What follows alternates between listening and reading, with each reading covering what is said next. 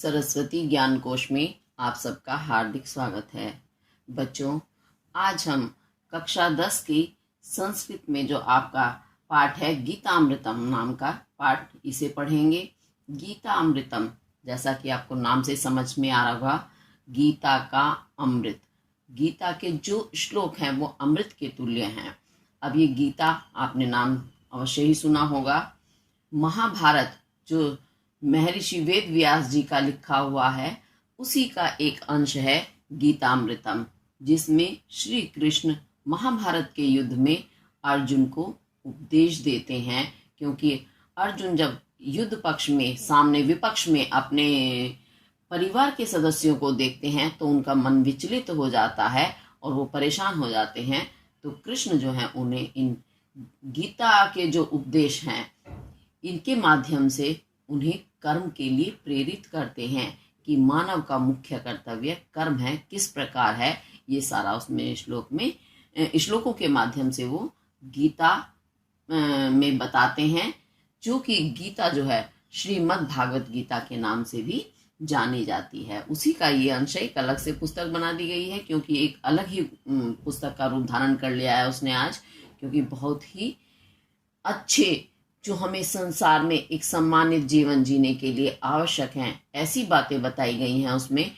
और उसके साथ साथ हमें इस संसार में कर्म करते हुए किस प्रकार मुक्ति को प्राप्त करना है, वो वाले श्लोक इसमें हैं। उसके कुछ श्लोक आपके कोर्स में दिए गए हैं, जिन्हें आज हम पढ़ेंगे। चलिए तो देखते हैं। पहला श्लोक क्या है? कर्मण्येवाधिकारस्ते मा फलेषु कदाचन माँ कर्म फल हेतुर्भूमा ते संगो असत्तु कर्मणि। अब ये श्लोक बहुत ही प्रसिद्ध है, आपने बहुत अच्छे से सुना होगा। आज इसको हम अर्थ के साथ पढ़ेंगे। तो अर्थ के साथ पढ़ने के लिए सबसे पहले क्या करना होता है, क्योंकि श्लोकों को क्या कहना चाहिए, एक लय ताल देने के लिए, उसे गीतात्मक बनाने के लिए शब्दों को आगे पीछे रख दिया जाता है। लेकिन जब हमें अर्थ निकालना होता है तो बहुत दिक्कत आती है। इसी कारण उन्हें एक क्रम में लगाते हैं, निश्चित क्रम में। यानी एक शब्द के बाद जब दूसरा सार्थक शब्द आएगा तभी हम उसका अर्थ निकाल पाते हैं। तो उसी को हम अन्वय कहते हैं, क्रम में लगाने को। तो इसमें जो हम शब्द होंगे उन्हें क्रम में लगाएंगे, फिर पढ़ेंगे। तो क्या कहते हैं श्री कृष्ण अर्जुन से? ते, तुम्हारा, ये कर्मण्य व अधिकारस्ते, ऐसे विच्छेद करेंगे तो बनेगा कर्मणि एव अधिकारः ते। तो ते, तुम्हारा, कर्मणि, कर्म करने में, एव ही अधिकारः, अधिकार है, फलेषु, फलों में, कदाचन, माँ नहीं, कदाचन कभी भी, माँ नहीं। क्या कहते हैं अर्जुन से कृष्ण कि तुम्हारा कर्म करने में ही अधिकार है, फलेषु, फल में, कदाचन कभी, माँ नहीं, फल में कभी नहीं। यानी जो कर्म हम करते हैं उसे हमें फल की इच्छा से रहित होकर करना चाहिए। ये नहीं कि जो काम कर रहे हैं हम ये सोचे नहीं हम ये करेंगे तो हमें ऐसा मिलेगा। नहीं, ऐसा सोचने से क्या होता है, मनुष्य बंधन में बंध जाता है। तो जो कर्तव्य हमें मिला है हमें उसे पूर्ण करना चाहिए, अपना कर्तव्य समझकर, अपना ड्यूटी समझकर, ना कि हम ये सोचें उसका हमें फल मिलेगा। फल मिलेगा तो फल के लालच में हम कर्म करते हैं, तो उसका हमें सही से फल से मतलब ये है, फल केला सेब संतरा नहीं, फल से मतलब जो हमें परिणाम मिलता है। तो परिणाम की अभिलाषा से कभी भी कोई कर्म नहीं करना चाहिए। जो भी हमारे सामने हमें कर्तव्य मिलता है या हमारे सामने आता है, उसे हमें अपना कर्तव्य समझकर ही पूरा करना चाहिए। इस पंक्ति में ऐसा बताने का प्रयास किया गया। और क्या बताते हैं अर्जुन? कर्म फल, कर्म के फल के, हेतु कहते हैं कारण, माँ मत, भू बनो।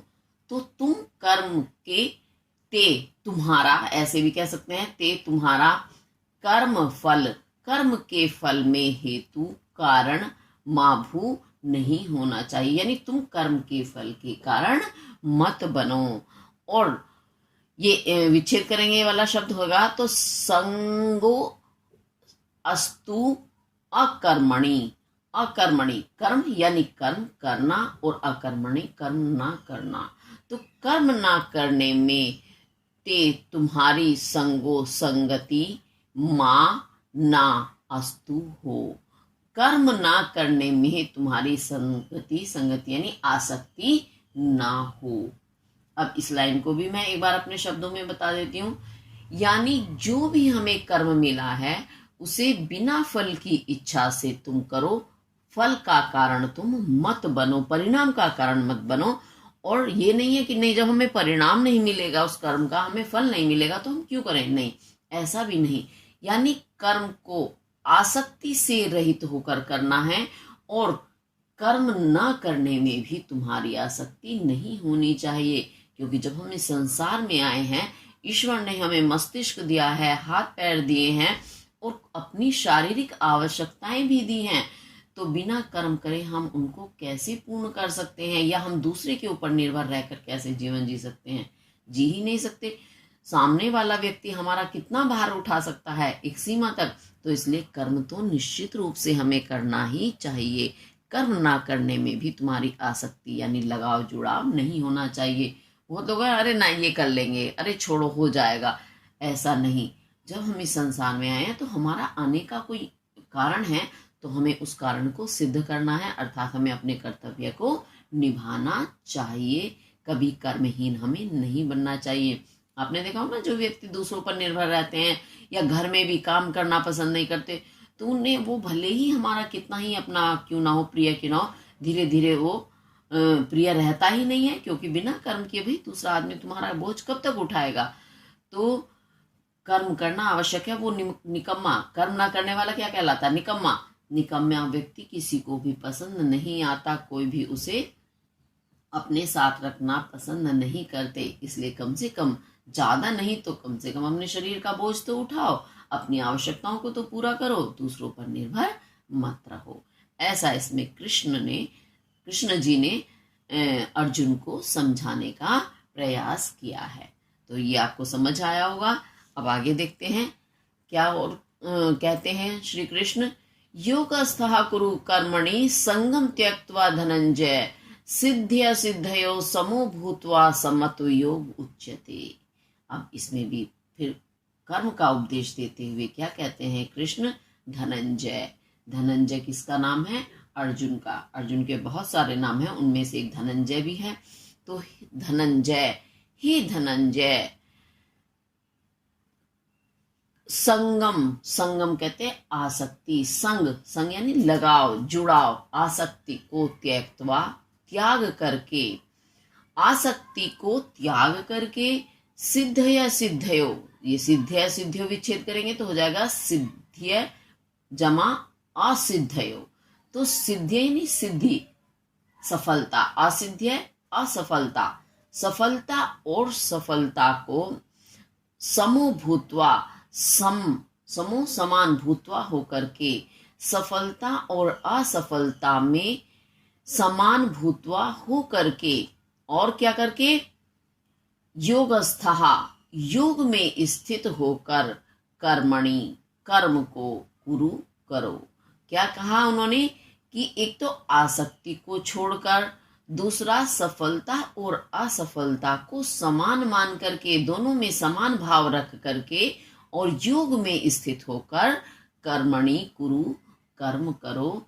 हे धनंजय, हे अर्जुन। समत्व कहते हैं समानता, समता। योग उच्यते, योग उच्यते कहा जाता है। अब ये इसका शाब्दिक अर्थ है, एक बार मैं अपने शब्दों में आपको समझा देती हूँ। कृष्ण जी बताते हैं कि एक तो आसक्ति से क्या मतलब है? अभी जैसा कि ऊपर बताया कि हमारा लगाव जुड़ाव, हमें फल की इच्छा, इसको तो त्याग दो कि मैंने ये कर्म किया तो मुझे ये फल या ये परिणाम प्राप्त होगा। तो एक तो इस आसक्ति को छोड़ दो। दूसरा, करने से पहले ये मत सोचो मैं इस कर्म को आरंभ करूंगी या करूंगा तो मैं सफल होऊंगा या असफल। नहीं, सफलता भी वही चीज है, असफलता भी, दोनों को समान मान करके। और योगस्थ, योग में स्थित हो जाओ। योग में स्थित होना क्या? यानी जिस पर अच्छे बुरे का सफलता असफलता का, सुख दुख का कोई असर ना हो, वह व्यक्ति योग में स्थित कहलाता है। तो ऐसे योग में स्थित होकर, यानी बिल्कुल सामान्य रूप से रहते हुए, सुख दुख द्वेष घृणा नफरत प्रेम इन सब से रहित होकर के जो व्यक्ति कर्म करता है वह योगी कहलाता है। और ऐसा कर्म करने वाला, जो इस समानता की जो भावना है, इसे ही योग कहते हैं। तो दोनों चीजों का अर्थ उन्होंने बताया है कि एक तो आसक्ति को त्याग दो, सफलता और असफलता दोनों में समान भाव से युक्त हो जाओ, और योग में स्थित होकर कर्म करो। अब कृष्ण जी से अर्जुन पूछ सकते हैं, या कोई भी पूछ सकता है कि योग में स्थित कैसे हुआ जाता है, क्योंकि योग का हर किसी को नहीं पता कि योग में हम कैसे स्थित हो सकते हैं। इसीलिए इस लास्ट वाली पंक्ति में, लास्ट वाली लाइन में उन्होंने बताया है कि समत्व योग उच्यते, कि जो ये समता है, समत्व समानता, समानता यानी या समता और समानता एक ही बात है। तो ये क्या होती है, यानी चाहे पक्ष की बात हो या विपक्ष की, दोनों में हमें समान भाव हम जब रखते हैं तो वही योग कहलाता है। जैसा कि अभी मैं एक बार पहले भी बता चुकी हूँ कि सफलता और असफलता में समान भाव, सुख और दुख में, प्रसन्नता और प्रसन्नता या विषाद दुख वही हो गया, उसमें भी जो हर्ष द्वेष, हर्ष यानी प्रसन्नता, द्वेष यानी ईर्ष्या भाव हो सकता है, द्वेष। तो ये इन चीजों में जो व्यक्ति समान भाव रखता है, उस पर उन चीजों का कोई प्रभाव नहीं पड़ता, वही योग कहलाता है। तो ये इसका मैंने आपको भावार्थ भी समझाने का प्रयास किया है, इसे अच्छे से समझें। अगर किसी वजह से कोई चीज समझ नहीं आती है तो आप कमेंट करके अवश्य पूछें, ठीक है। इसके साथ ये पूरा हुआ। चलिए अब आगे देखते हैं और क्या कहते हैं श्री कृष्ण। नियतम करु कर्म त्वम कर्म जयायो ही अकर्मण्यः शरीर यात्रा तेना प्रसिद्ध्येत कर्मणः। अब इसमें क्या बताते हैं श्री कृष्ण की, नियतम, नियत के रूप से, नियत यानी निश्चित रूप से, त्वम तुम, कर्म कुरु कर्म करो, कर्म यानी जो काम हमें मिला है, हमारे सामने जो काम प्रस्तुत है, हमें दिया गया है, तो उसे कर्म कहते हैं। तो त्वम, हे अर्जुन, तुम, नियतम निश्चित रूप से, कर्म कुरु कर्म को करो, ही, अब ये विच्छेद करोगे तो हो जाएगा ही अकर्मण। हाँ, तो ही क्योंकि अकर्मणा, कर्म यानी कार्य करना, और अकर्मणा कर्म ना करना या कर्महीनता। तो कर्महीनता से कर्म, कर्म करना, ज्यायो ज्यादा ज्याय है, श्रेष्ठ है, उचित है। क्योंकि कर्म ना करने से कर्म ज्यायो ज्यादा श्रेष्ठ है। ते, च और ते, तुम्हारी, शरीर यात्रा भी, शरीर की यात्रा भी, अकर्मणः कर्म ना करने से, कर्महीनता से ना नहीं, प्रसिद्ध्येत प्रसिद्ध होगी, सिद्ध होगी। सिद्ध होना यानी पूर्ण होना, और प्रसिद्ध यानी विशेष रूप से सिद्ध नहीं होगी, पूरी तरह नहीं चलेगी। सांसें हैं इंसान की, जब तक पेट भरने के लिए भोजन तो हम कहीं से भी प्राप्त कर सकते हैं, परंतु वह सही तरीके से जीवन यात्रा नहीं कहलाएगी। ये मैंने इसका आपको शाब्दिक अर्थ बताया है। अब एक बार मैं इसको अपने शब्दों में समझा देती हूँ। इसमें श्री कृष्ण जी क्या कहते हैं कि हे अर्जुन, अब अर्जुन को तो वो उपदेश दे ही रहे हैं, लेकिन उसके साथ साथ इसमें हमें भी उपदेश सीख मिल रही है, क्योंकि हम भी तो एक मनुष्य हैं, हमारा भी कर्तव्य है। तो यही बताते हैं कि हे अर्जुन, तुम निश्चित रूप से कर्म करो, यानी जो भी कर्म तुम्हें मिला है उसे हर हाल में तुम पूर्ण करो, क्योंकि कर्म ना करने से कर्म करना ज्यादा श्रेष्ठ होता है। कर्महीन व्यक्ति, जैसा कि हम पहले भी अभी बात कर चुके हैं इस विषय में, कि कर्महीन व्यक्ति तो किसी को भी पसंद नहीं आता। कर्महीन होना यानी निकम्मा होना, जिसे हम अपनी आम भाषा में निकम्मा बोल देते हैं। तो निकम्मा तो कोई भी पसंद नहीं करता। तो कर्म करने वाला व्यक्ति हर किसी को पसंद आता है, सभी उसे अपने साथ रखना, उससे मित्रता करना पसंद करते हैं। तो इसलिए कर्म करना ज्यादा श्रेष्ठ है कर्म ना करने से। क्यों है श्रेष्ठ? क्योंकि और दूसरों पर तो छोड़ो, तुम और दूसरों का निर्वाह तो बाद में करोगे। सबसे पहले तो अपने शरीर की जो यात्रा है, ये हमारा शरीर है, हमारा जीवन एक यात्रा के समान है, जिसे हम दिन प्रतिदिन आगे बढ़ते जा रहे हैं, यात्रा को पूर्ण करते जा रहे हैं। तो ये शरीर भी एक यात्रा की भांति है। तो हमारी शरीर की यात्रा भी कर्म ना करने से सिद्ध नहीं होगी, विशेष रूप से सिद्ध नहीं होगी, सही तरीके से पूर्ण नहीं होगी, क्योंकि कर्म के बिना तो हमारे अपने शरीर की भी आवश्यकताएं, बहुत जरूरी जो चीजें हैं, वो भी पूरी नहीं होती हैं। ऐसा इसमें उन्होंने बताने का प्रयास किया है। मुझे भी उम्मीद है आपको समझ आया होगा। अगर किसी वजह से समझ ना आए तो कमेंट करके अवश्य पूछें। चलिए अब आगे देखते हैं, आगे क्या कहते हैं श्री कृष्ण।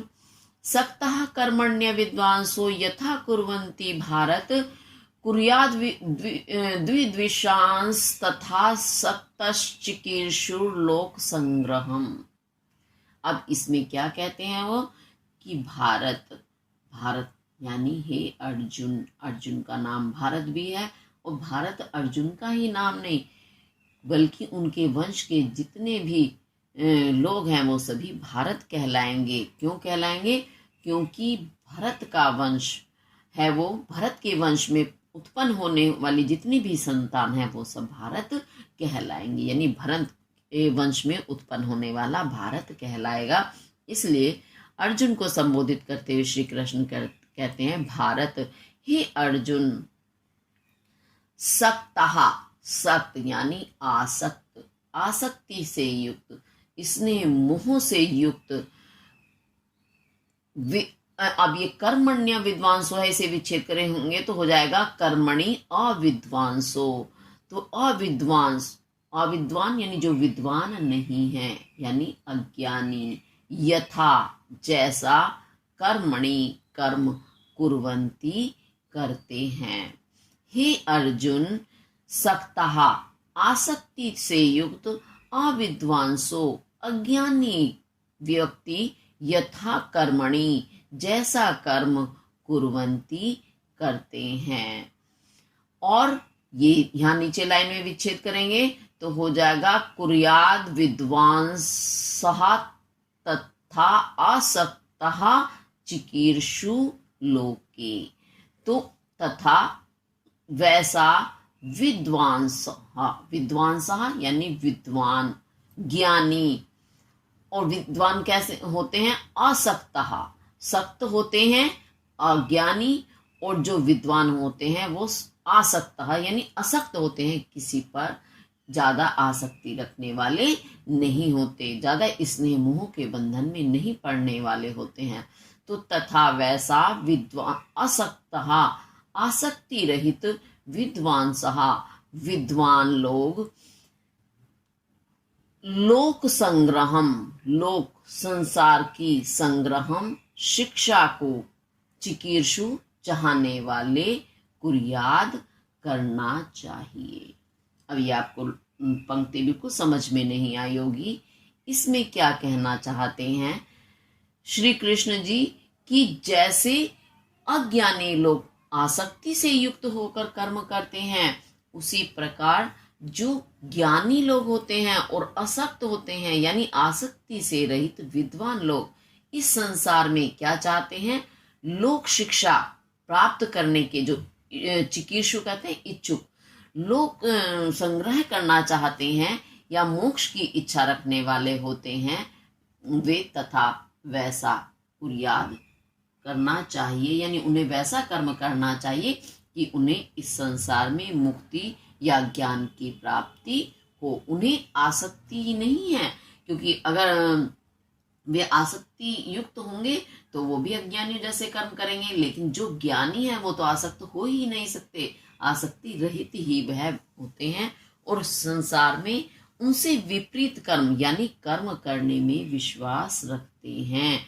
जो उनका कर्तव्य है उसे पूर्ण करना वह जानते हैं। ऐसा इसमें बताने का प्रयास कर रहे हैं, क्योंकि आसक्ति रहित कर्म जब हम करेंगे तो वह हमें लोक संग्रह कराएगा, अर्थात इस संसार में बांधने वाला नहीं होगा। यही लोक संग्रह यानी लोक शिक्षा है, या यही हमें लोक शिक्षा क्या है, मुख्य संसार की शिक्षा यही है कि हमें कर्म करते हुए ऐसा कर्म करना चाहिए कि मोक्ष की प्राप्ति हो, हम इस संसार के बंधन में ना बंधे।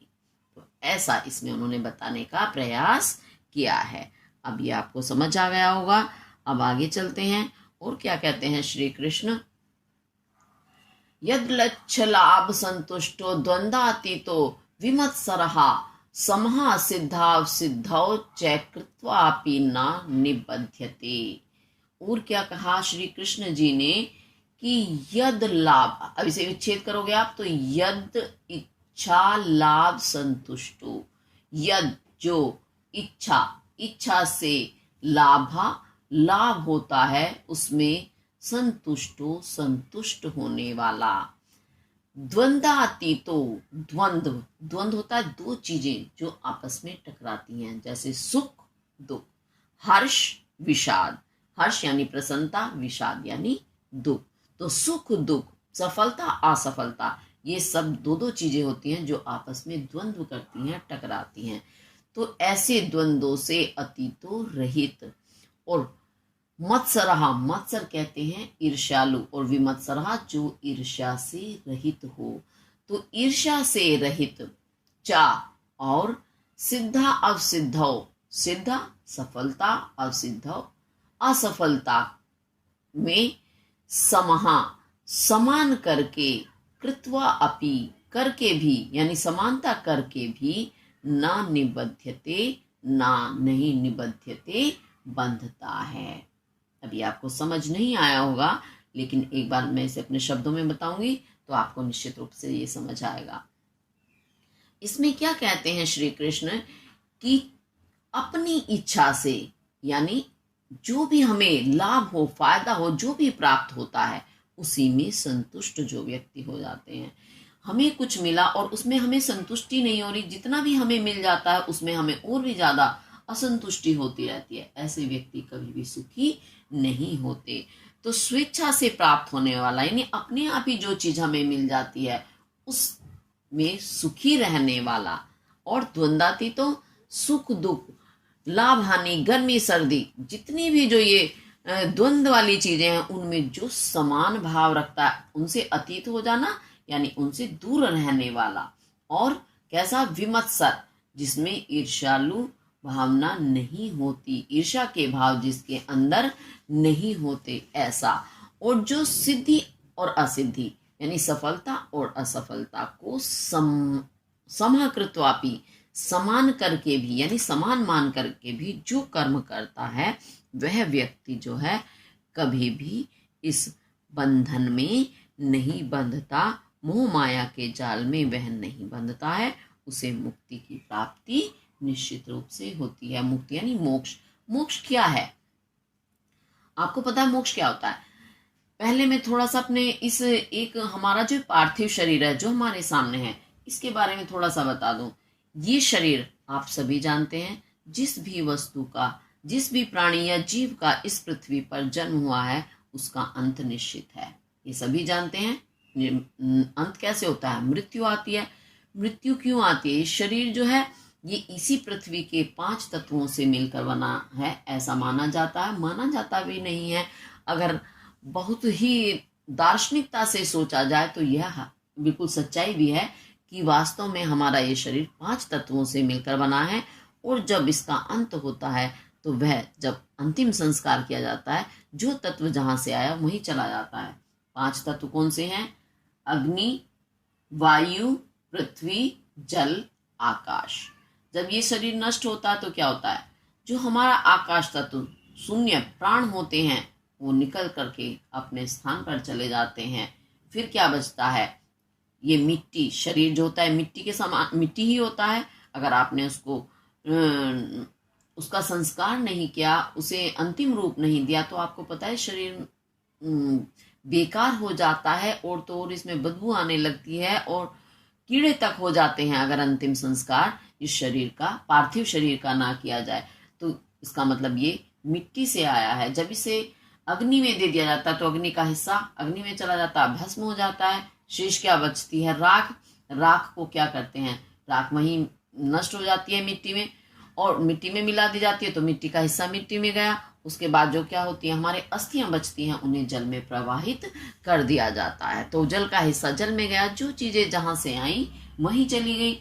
लेकिन एक चीज है जिसके कारण हम मनुष्य कहलाते हैं, हम चलते फिरते मनुष्य हैं, वो है प्राण तत्व।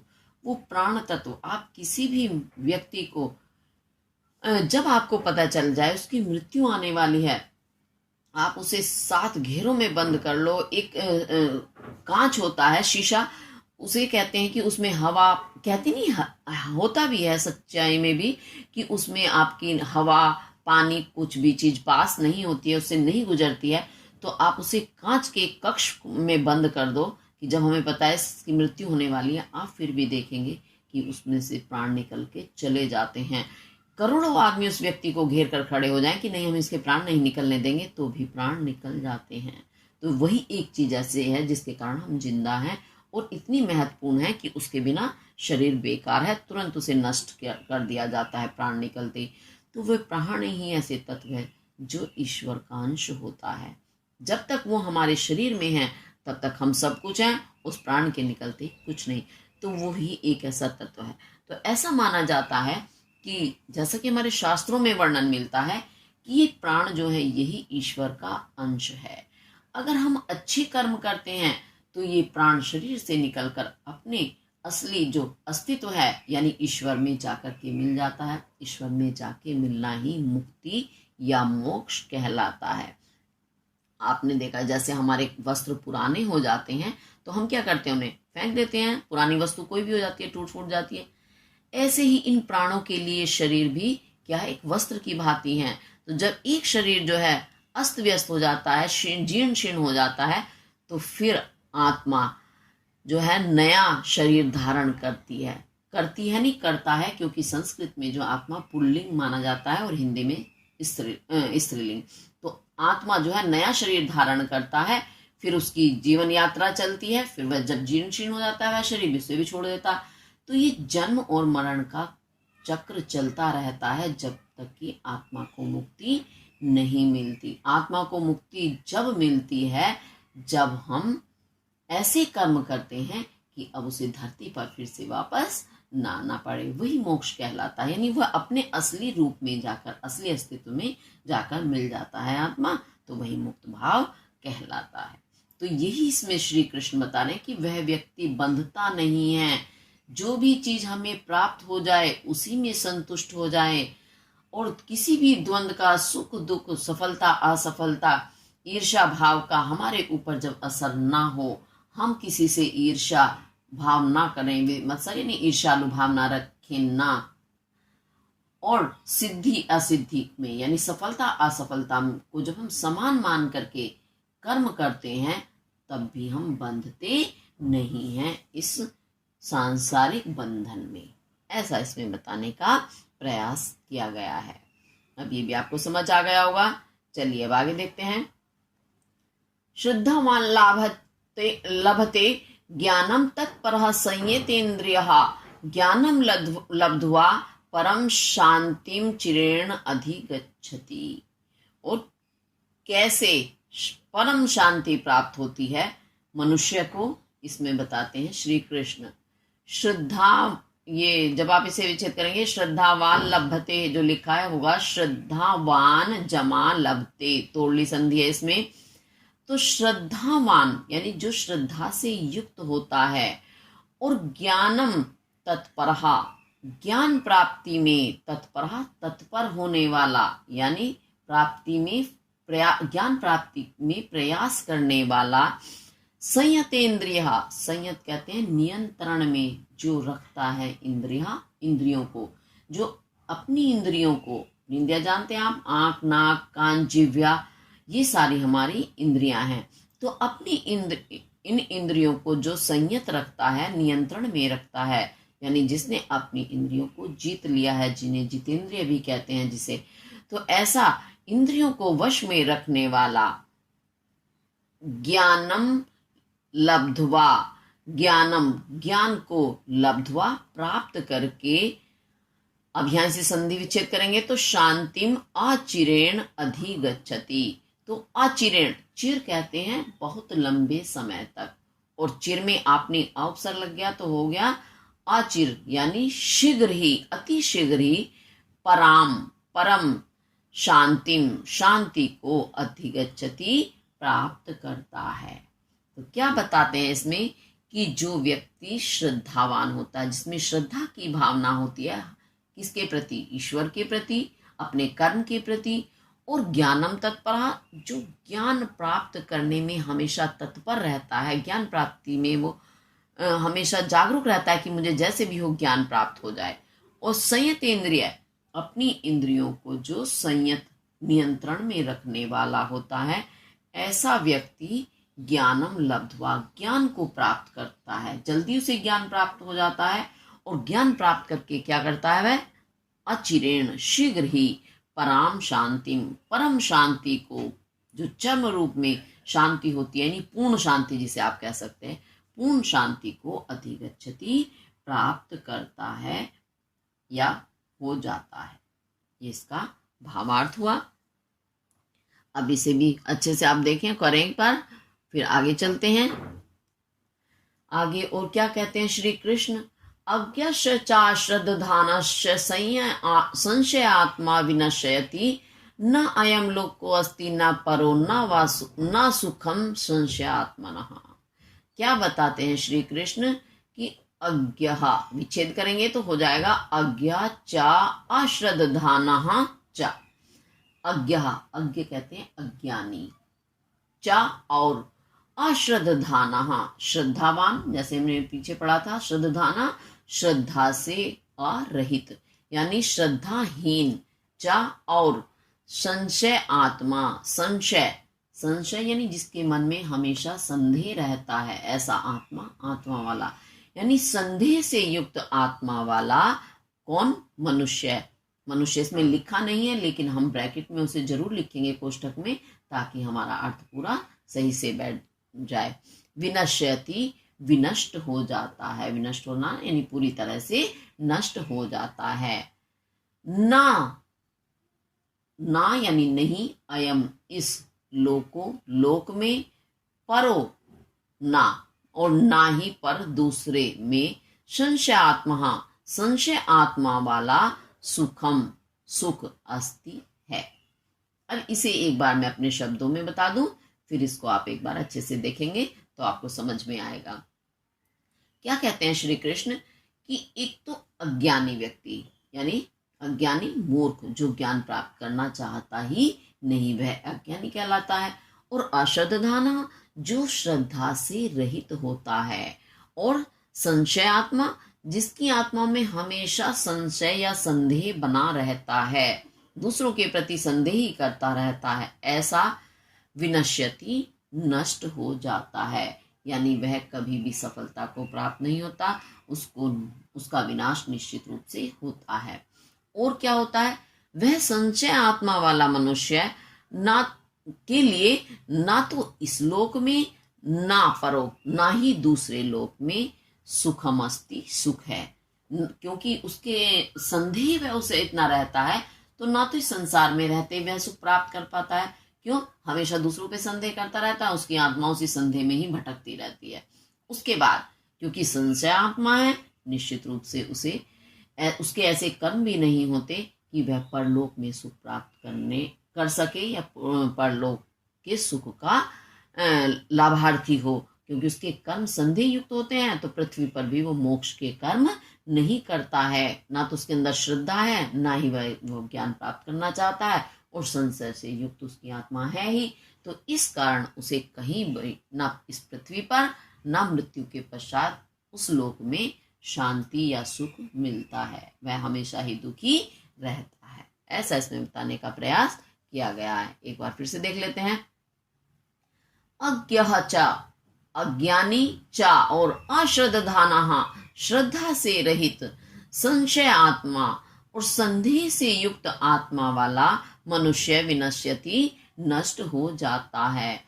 न अयम लोको, ना तो इस लोक में, ना परो और ना ही दूसरे में संशय आत्मनः, संशय आत्मा वाला को सुखम अस्ति, सुख है यानी सुख प्राप्त होता है। अभी इसका आपका शब्दार्थ भावार्थ पूरा हुआ। अब आगे देखते हैं। आगे श्री कृष्ण कहते हैं मत कर्म कृन्न मत परमो मत भक्तः संग वर्जितः निर्वैरः सर्वभूतेषु यः सः मामेति पांडव। पांडव अर्जुन को कहते हैं क्योंकि उनके पिता पांडु थे। पांडु की संतान पांडव कहलाएगी। पांडव, हे अर्जुन, मत कर्म, मत मेरे लिए कर्म, जो कर्म करता है, और कृत मत परमो, और कृत जो करता है, मत मेरे लिए परमो, परम जो मेरे लिए परम कर्म करता है, मद भक्तः जो मद मेरा भक्तः भक्त है, और संग वर्जितः, संग यानी आसक्ति से, मोह माया से वर्जितः रहित है, और सर्वभूतेषु, सर्व सभी, भूत कहते हैं प्राणियों को, सभी भूतों में, सभी प्राणियों में, वैरः निर्वैरी है, वैर कहते हैं शत्रुता, निर्रहित शत्रुता से रहित है, यानी किसी भी प्राणी के प्रति शत्रुता के भाव उसके अंदर नहीं है। यह जो ऐसा होता है, सह वह माम एति, मां मुझे एति प्राप्त करता है। अब इसे एक बार मेरे शब्दों में समझेंगे। श्री कृष्ण इसमें क्या कह रहे हैं? इसमें वे कहना चाहते हैं कि जो भी व्यक्ति कैसा है, मत कर्म, मेरे लिए कर्म करता है, और कृत मत परमो, और वह मुझ पर ही पूरी तरह निर्भर है, और मत भक्तः जो मेरा भक्त है, जो मुझ में भक्ति रखता है, जो संग वर्जितः आसक्ति से रहित है, यानी किसी के प्रति उसमें आसक्ति भाव नहीं है, और कैसा है, निर्वैर सर्वभूतेषु, सभी प्राणियों में वह शत्रुता के भाव नहीं रखता, यानी सभी प्राणियों के प्रति उसमें सभी यानी किसी के भी प्रति उसके अंदर वैर की या शत्रुता की भावना नहीं है। और क्या है, ऐसा व्यक्ति, हे अर्जुन, मत प्रिय नहीं, माम एति, मुझे एति प्राप्त करता है, वह उसे मैं प्राप्त हो जाता हूं, यानी उसी को ही मैं मिलता हूं, अन्य और किसी व्यक्ति को नहीं मिलता।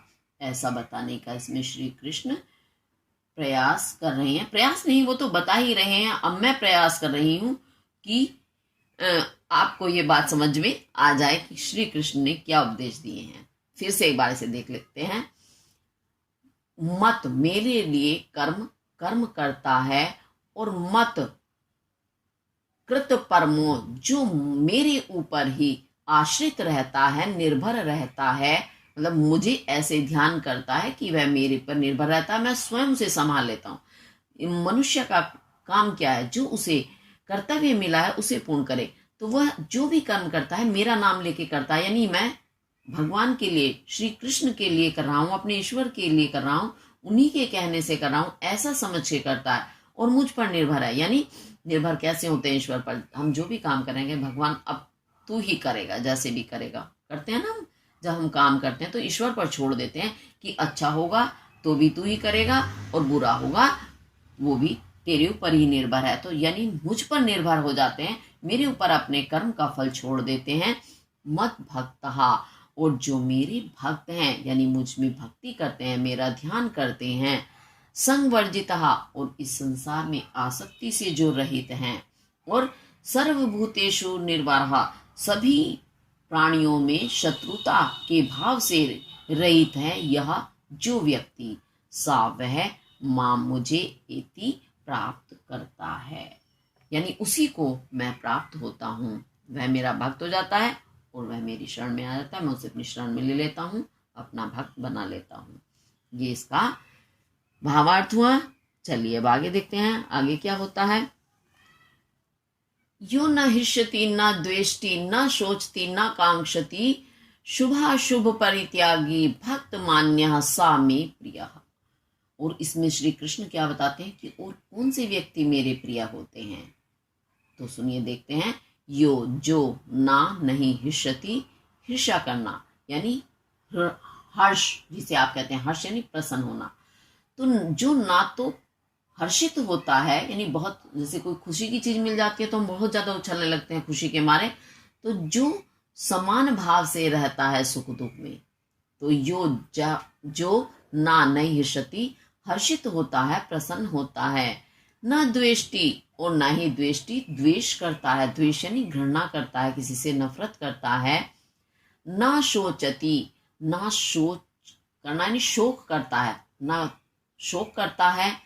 ना नहीं आकांक्षति, आकांक्षति यानी इच्छा रखता है, इच्छा करता है। शुभाशुभ, शुभ यानी अच्छा और अशुभ बुरा, परित्यागी, परित्याग करने वाला नहीं, त्याग देने वाला। भक्ति मान्य, भक्ति से युक्त, सा वह में प्रिय, में मेरा प्रिय प्रिय है।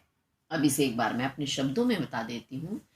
जो व्यक्ति खुशी आने पर ना तो खुशी का भाव प्रकट करता है, नहीं बहुत प्रसन्न होता है, और जब द्वेष की भावना आती है ना ही वह द्वेष करता है, दुख आने पर ना ही वह शोक करता है, ना वह आकांक्षा करता है, अभिलाषा रखता है मुझे ये मिले वो मिले, यानी उसकी इच्छाएं नहीं होती हैं।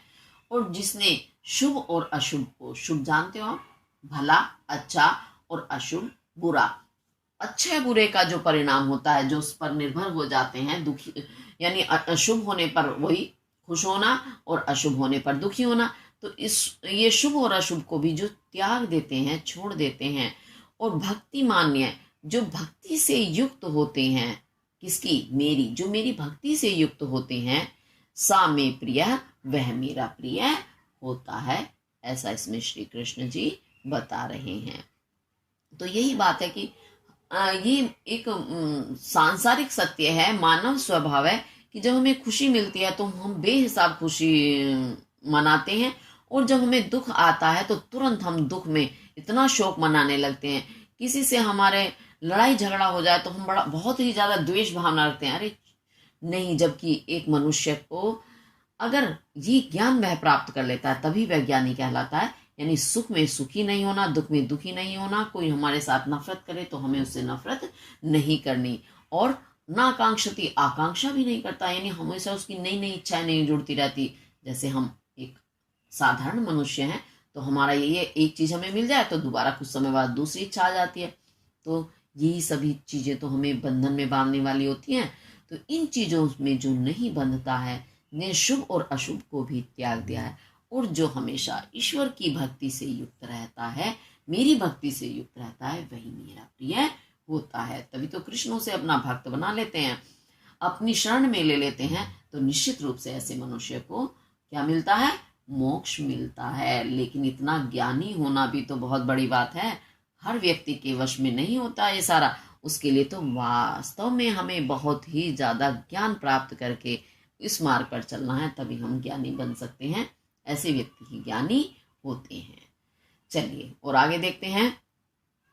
समः शत्रु च मित्रे च तथा मानापमानयोः शीतोष्ण सुख दुखेषु समः संविवर्जिताः। और क्या कहते हैं श्री कृष्ण,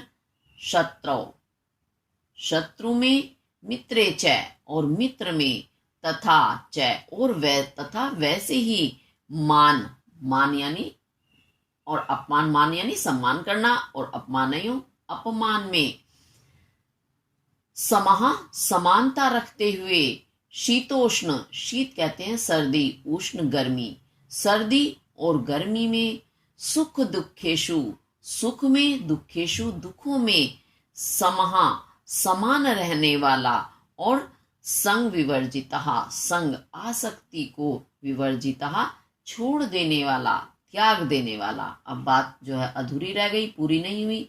क्या होता है उसका, में प्रिय, ऊपर वाले हम श्लोक से ले लेंगे, सा में प्रिय, वह मेरा प्रिय होता है। अब इसे एक बार फिर से मेरे शब्दों में समझेंगे। श्री कृष्ण कहते हैं कि जो शत्रु में और मित्र में, मान में और अपमान में, सर्दी और गर्मी में, सुख और दुख में, समः समानता के भाव रखता है, यानी इन सबको समान बराबर मानता है। और संग विवर्जितः, जिसने आसक्ति को त्याग दिया है, ऐसा व्यक्ति मेरा प्रिय होता है। अब बताइए, हम साधारण मनुष्य शत्रु और मित्र में कैसे अंतर ना करेंगे? भाई वो हमारा मानव स्वभाव है। हम एक साधारण मनुष्य हैं, अलौकिक नहीं है, विद्वान नहीं है। शत्रु हमें शत्रु ही लगेगा, मित्र हमें मित्र ही लगेगा। लेकिन श्री कृष्ण कहते हैं दोनों में समान भाव रखो। ऐसे ही मान, कोई हमारा मान कर रहा है, हमें सम्मान दे रहा है, और कोई अपमान कर रहा है, तो उन दोनों में समानता करना सरल नहीं है। लेकिन श्री कृष्ण कहते हैं मान और अपमान में भी समानता के भाव रखो। शीत सर्दी में, उष्ण गर्मी में। हम गर्मी को बुरा मानते हैं, सर्दी को अच्छा मानते हैं। वैसे अपनी अपनी सबकी पसंद अलग होती है, लेकिन सर्दी गर्मी दोनों में, गर्मी को अधिकतर पसंद नहीं करते हैं, तो परंतु तुम्हें उसमें भी समानता के भाव रखने हैं। ऐसे ही सुख में और दुख में, यानी सुख आए तो बहुत प्रसन्न मत हो, दुख आए तो बहुत दुखी मत हो। साधारण रखो कि ये समय आया है तो ये भी एक जैसा कभी नहीं रहता है। समय का चक्र हमेशा चलता रहता है। जैसे दिन कभी आता है तो फिर दिन ढल जाता है, रात्रि आती है। अब रात्रि आई है तो निश्चित है दिन भी आएगा, दिन आया है तो निश्चित रात है आएगी। ऐसे ही सुख दुख होते हैं। सुख दिन के समान माना जाता है और दुख रात्रि के समान माना जाता है। कि अगर हमारे जीवन में अब सुख आया है तो निश्चित रूप से एक दिन दुख भी आएगा, और अगर दुख आ गया है तो ये भी निश्चित है सुख भी आएगा। तो इसलिए हमें उनके प्रति समानता के भाव रखने चाहिए, परेशान नहीं होना चाहिए। और संग विवर्जितः, जो संग यानी आसक्ति से रहित है, यानी हमें किसी भी चीज के प्रति अत्यंत लगाव जुड़ाव नहीं रखना है। हमें पता है इस संसार से हम सब कुछ यहीं छोड़कर चले जाएंगे, सब यहीं रह जाना है, तो उसमें बहुत ज्यादा आसक्ति या लगाव या प्रेम रखना व्यर्थ है। जो व्यक्ति ऐसे होते हैं वही मेरे प्रिय होते हैं, ऐसा इसमें श्री कृष्ण जी कह रहे हैं। चलिए अब आगे देखते हैं और क्या कहते हैं श्री कृष्ण जी। तुल्य निंदा स्तुतिर्मोनि संतुष्टो येन के चित अनिकेतः स्थिर मतिर भक्ति माम में प्रियो न रहा। और कैसा व्यक्ति श्री कृष्ण जी को प्रिय है? निंदा, निंदा कहते हैं बुराई, स्तुति प्रशंसा, बुराई और स्तुति यानी प्रशंसा, बड़ाई भी आप कह सकते हैं। तो निंदा को और प्रशंसा को तुल्य, तुल्य कहते हैं बराबर, समान मानने वाला, मौनी मौन रहने वाला यानी चुप रहने वाला, शांत भाव वाला। मौन से मतलब ये कि हम बिल्कुल ही ना बोले, वो मौन नहीं कहलाता। कहने का तात्पर्य कि जो शांत भाव वाला होता है, शांति से रहने वाला। तुष्टो येन केंचित, येन जो, केंचित जो कुछ भी प्राप्त हो जाता है उससे संतुष्टो, संतुष्ट रहने वाला। अनिकेतः, निकेत कहते हैं घर, नहीं है घर जिसका, यानी घर से रहित। घर से रहित यानी हमें घर ना हो तो हम कैसे सही रह सकते हैं? कहने का तात्पर्य है जिसमें ममता का घर ना हो, प्रेम का घर ना हो। स्थिर मति ही, और जो स्थिर मति बुद्धि वाला होता है, भक्तिमान और भक्ति से मान युक्त होता है, ऐसा नरहा, नर मनुष्य में प्रियो, मेरा प्रिय है। ये श्री कृष्ण इसमें कहते हैं। अब एक बार फिर से मैं अपने शब्दों में बता देती हूँ।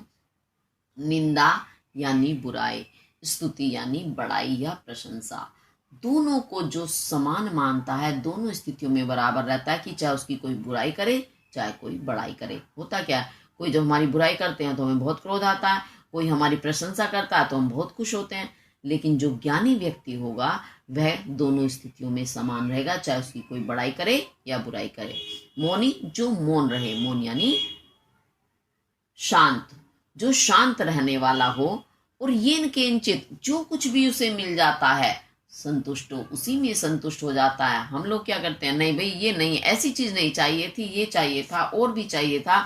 तो इस तरह के करने वाले कभी संतुष्ट नहीं होते, खुश नहीं रहते हैं। तो ऐसा व्यक्ति जो उसे जो भी मिल गया वह उसी में ही खुश हो गया। और अनिकेतः, जिसके अंदर ममता का घर नहीं है, प्रेम का घर नहीं है, यानी वही आसक्ति वाली बात आ गई, यानी वो आसक्ति रहित है। और स्थिर मति, उसकी बुद्धि, मति यानी बुद्धि स्थिर रहती है, हमेशा डावाडोल नहीं होती, नहीं ये चीज मिल गई तो नहीं भाई ऐसे नहीं, ऐसे चाहिए, ऐसे नहीं तो ऐसे नहीं, वो हर भाव में स्थिर रहता है और भक्ति से युक्त होता है, यानी वह भक्त ईश्वर की आराधना करता है। ऐसा नर जो होता है, नर यानी मनुष्य, में प्रियो मेरा प्रिय होता है। इसमें श्री कृष्ण जी ऐसा हमें बता रहे हैं, उपदेश दे रहे हैं कि यदि आप वास्तव में मुक्त होना चाहते हो, मोक्ष प्राप्त करना चाहते हो, तो ये जो कर्म आपको करने पड़ेंगे, स्वयं को ऐसा ऐसा बनाना पड़ेगा, तभी आप मोक्ष के लाभी होंगे, लाभार्थी होंगे। तो इसके साथ आज का हमारा ये पाठ जो है गीतामृतम, ये पूर्ण हुआ। देखो गीता का अमृत ही है ये, जो हमें इतना दिव्य ज्ञान दे रहा है, इसीलिए इनको अमृत कहा गया है, गीता के श्लोकों को। तो इसके साथ हमारा ये वाला आज का पाठ पूरा हुआ। और अगर आपको मेरी वीडियो पसंद आती है तो लाइक, शेयर और सब्सक्राइब अवश्य करें। इसी के साथ धन्यवाद।